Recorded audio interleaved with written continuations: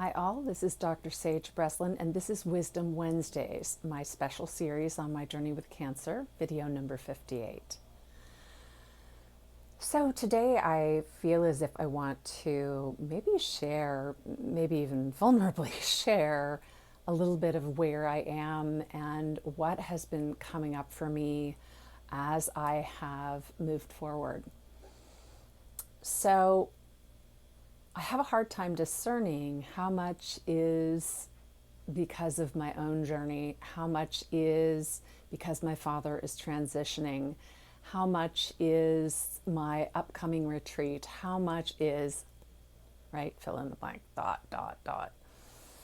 So maybe if I studied it more, I'd know what's responsible for what, but that feels like a waste of my time, so I'm not going to do that.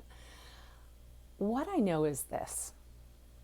My nights have been pretty sleepless, and as a result, I have to gear up to work that next day. And if I'm not working, I am recovering. And that is something that I have to really afford myself time for. I think in the beginning, when I started going back to work, I really felt like, well, on my days off, I can work on my book, I can do this, I can do that. And no, that's not what a day off looks like, actually. A day off is actually spent in the pursuit of simply just being. So I'm trying to learn that. I'm still not good at it, but I am trying to learn that. I am noticing that the closer my dad is to transitioning, the more I think of my own sense of mortality and my own concerns around, where I am with that have come up. That to me sounds normal, right? I think if this were anybody else, I would be saying the same to them. I would be saying, look, you've got a lot on your plate. This is normal when a parent is dying, your own stuff's going to come up. Just be gentle with yourself. And so I am trying to be gentle with myself about that. I think it is more difficult because it's the second parent in the space of a year. I think learning and seeing what my mother went through, I don't want that for my father. Honestly, I want for him to have grace and ease. If it's his time to leave, that it's okay for him to leave. And yet there's just a lot of feedback from everyone around me. And so not only am I trying to orient and be present to my father when I see him, I'm trying to quiet the chatter around me so that I can be present and so that I can be present to my own experience.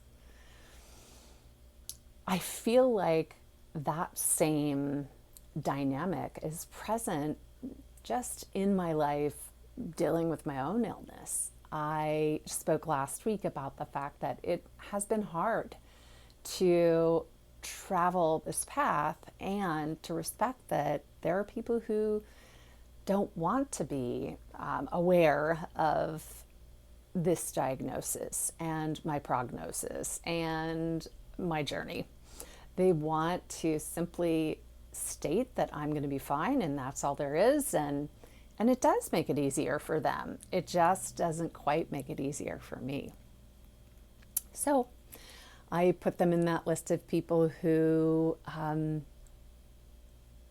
who need little superficial updates, and then I have a very, very short list of people who I know can be and want to be present to the real story. And when I say I'm tired, I mean I'm tired. When I say, no, I'm good, like they really understand what that means. It means like today is a good day. It's light, it's easy, it's passion filled. So I'm getting used to that, I guess, little by little. I had a conversation and it blossomed into some writing that I did this morning. And I am a person who does believe that illness shows up for very specific reasons. I don't want to be held in a camp of, oh, you did this to yourself. But for me, I have gained a lot of wisdom about what my illness has been, why it showed up the way that it did. And what came through in this writing earlier today was that I just spoke the words aloud, and I was saying, there was so much of my life, I worked myself to the bone. And as it came out of my mouth and onto the page, and I even feel the emotion of it now, I was horrified, because the cancer that I have is in my bone marrow, the very root, the very foundation of my ability to be alive. I didn't struggle with relationships and work and career and those kinds of things and have it weigh on my heart. I worked myself to the bone. And now I'm paying the price for it. In many ways, I think that literal notion is helpful to me, because, like nothing else, it lets me remember from a very, very pointed perspective that when I overwork, it hurts me. It hurts me foundationally.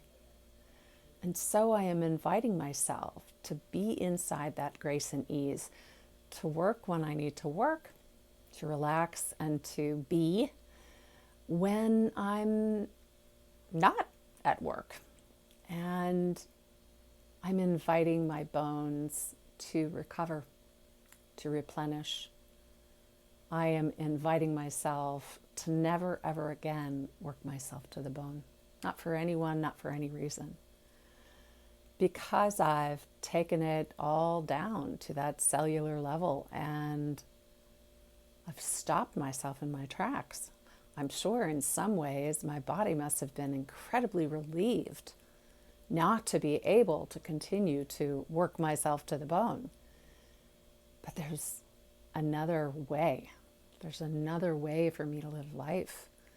And no matter how much time I have left on the planet, I am really, really ready to embrace working joyfully, working effectively, working productively, and then setting it aside and playing and loving and laughing and living in joy. So